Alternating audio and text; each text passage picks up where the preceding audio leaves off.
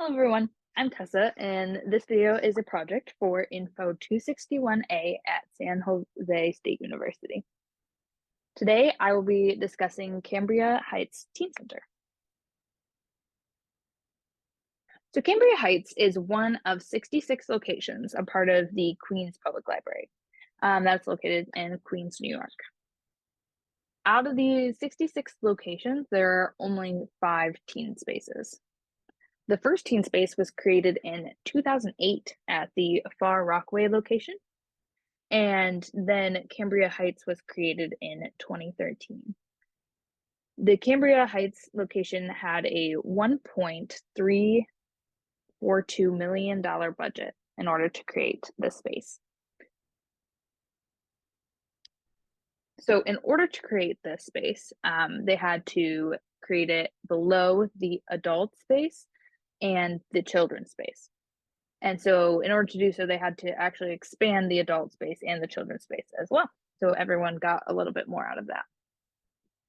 The only downside to this space is that the age levels are from 6th grade to 12th grade. That means that the ages are from 11 to 19 or so, instead of that 13 to 19 range. And also that anyone is allowed to be in there, but the space was created for teens. So adults can go hang out in there, and so can children as well. So this is a video of the teen center that they published on their YouTube page.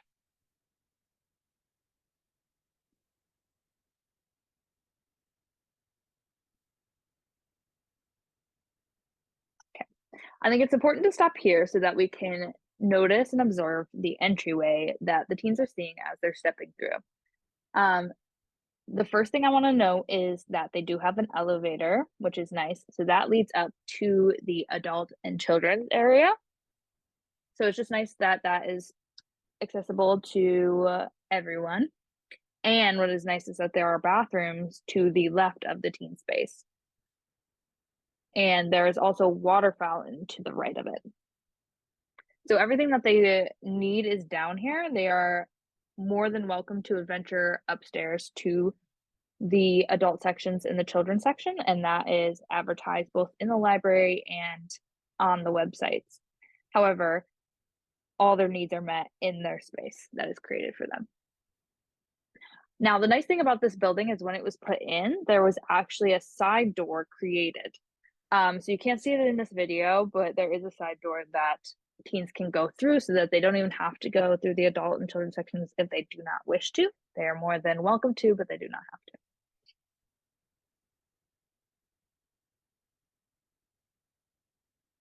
Okay.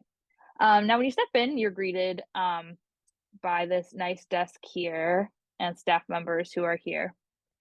And if you notice this board back here, this is 100 Ways to Be Kind. This was created both by staff and the teens within the space. This gives them a little bit of control over what is going on in their environment.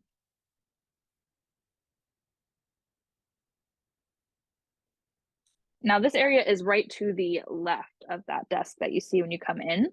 So this is a nice little computer study area. You have these 2 square desks here, and you have these computers here, which you'll be able to see better in a minute. Now, this is amazing. So this is a student gallery. So when students create artwork, they can display any of the things that they're proud of on these shelves. So it doesn't belong to any specific student. They are all welcome to share their creations. There's also a printer over here, printer scanner, and pencil sharpeners and other tools on this side of the wall. So here you see a line of computer space. The only note I have about this is that if someone wanted to use these computers and were in a wheelchair, they would not be able to reach the computers here. And these are the only computers available in the teen space.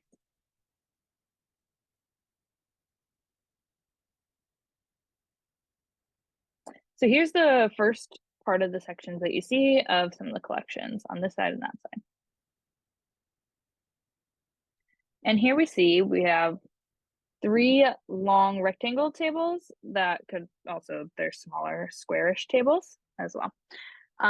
And each of these 3 tables fit 8 chairs, but could also fit more if you drag some over.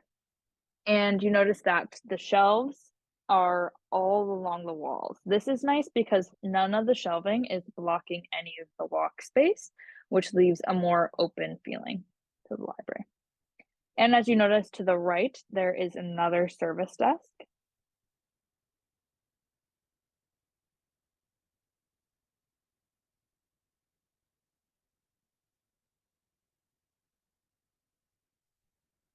Now, this section here is the gaming section, or just to hang and watch TV.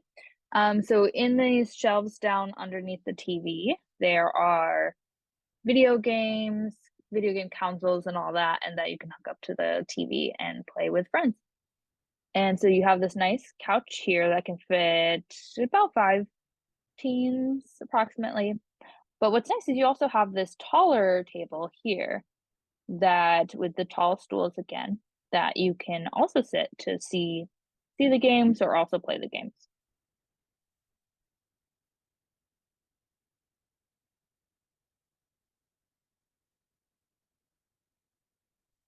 So this is just a fun little area here with 4 chairs surrounding this cute little coffee table. This machine over here, a little closer, is a charging station, which is super fun. So you can charge all your stuff. Yeah. So this is a great addition to the teen space. This is a recording studio. So you have in here computers, and you actually have a microphone out here, some speakers, and this piano. And in this room,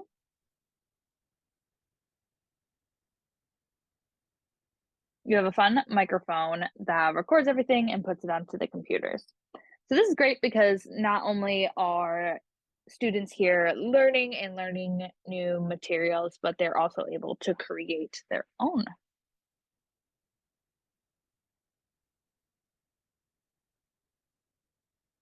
Now, this is the meeting room. You can see the meeting room when you're walking past that initial area with the computers over here. So you have windows that can see out into the space. And in here you have many tables with 4 chairs at each table. All these tables can be folded and put to the side. You also have this nice projector.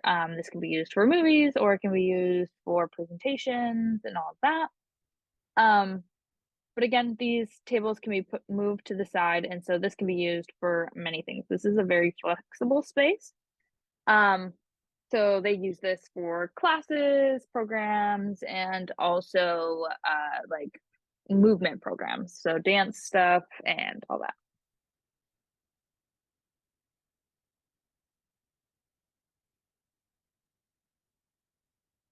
Okay, that is the tour on that.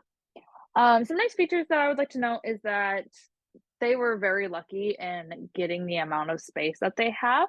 And so there is so many variations in tables and chairs, which can be nice if students are needing different spaces.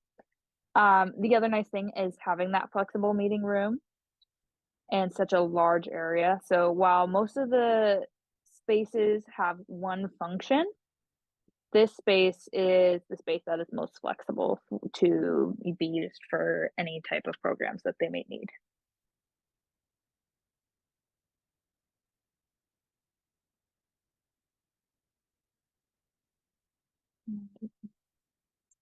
So while there are so many amazing and great things about this library, I'm very impressed with the teen space that they have available. There are a couple suggestions that would make it even that much more better.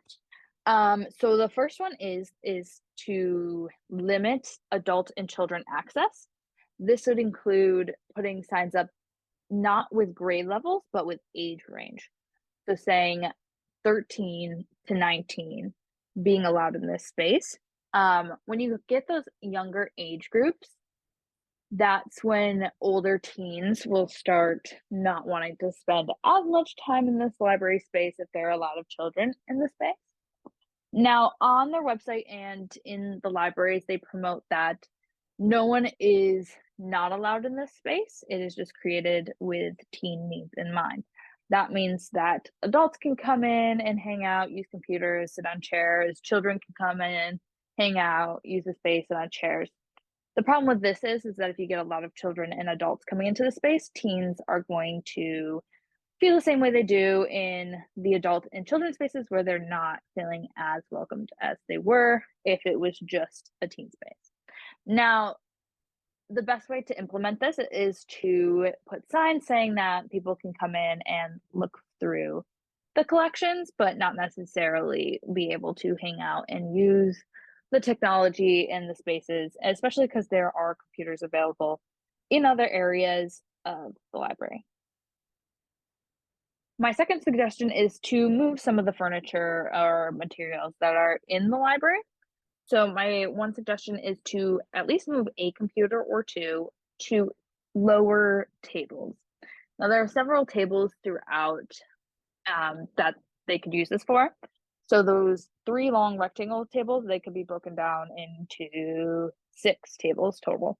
So even just taking one of those, moving it, and then putting a computer lower to the ground so that those who need to be in a lower chair are able to.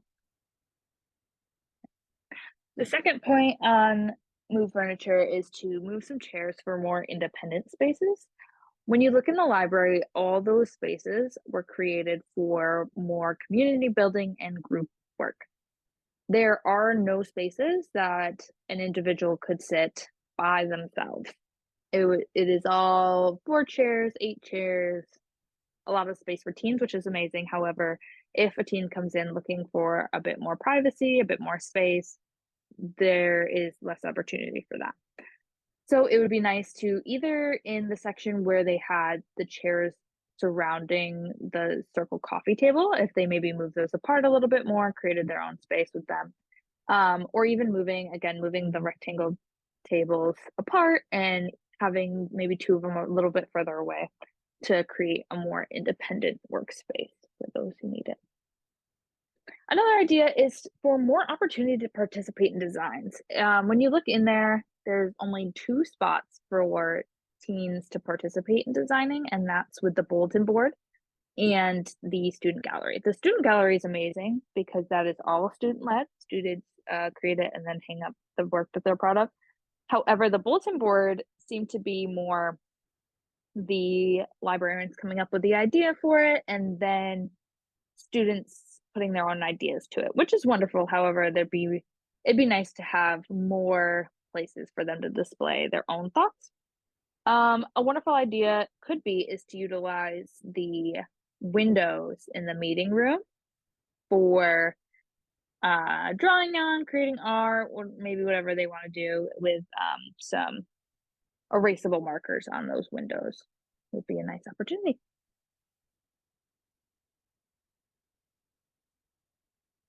So that's an overview of the Cambria Heights Teen Center. Thank you for watching.